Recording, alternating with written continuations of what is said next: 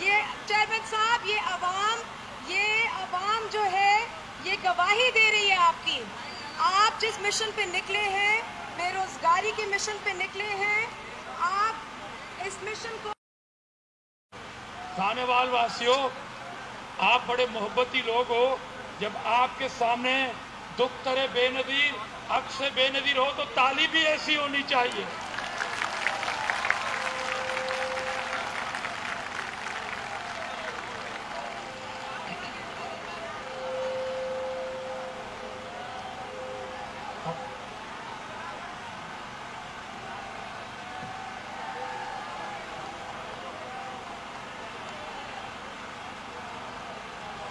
अब यहां से एक नारा लगा था कि इमरान तेरा एक ठिकाना, आप सब कह रहे हो। पंजाब में है कोई ऐसा पागल खाना? कोई नहीं। सिंध में है, हैदराबाद में,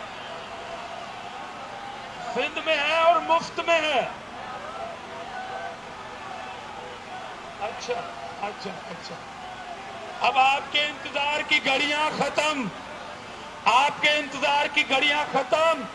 अब एक कौमी नारा जो मैंने आपको बताया, कहीं से एक रिपोर्ट आई है कि नियाजी साहब जब तालियां जियालों की सुनते हैं बजते हुए, आवाज बनी गाला तक आती है तो वो चिढ़ जाते हैं, गुस्सा आता है। अब खानेवाल के लोग भी जिद्दी हैं, वो कहते हैं कि हम बिलावल के नाम पे तालियां बजाएंगे। आप बेशक चिढ़े, वो चिढ़ जाएगा, भले चिढ़े।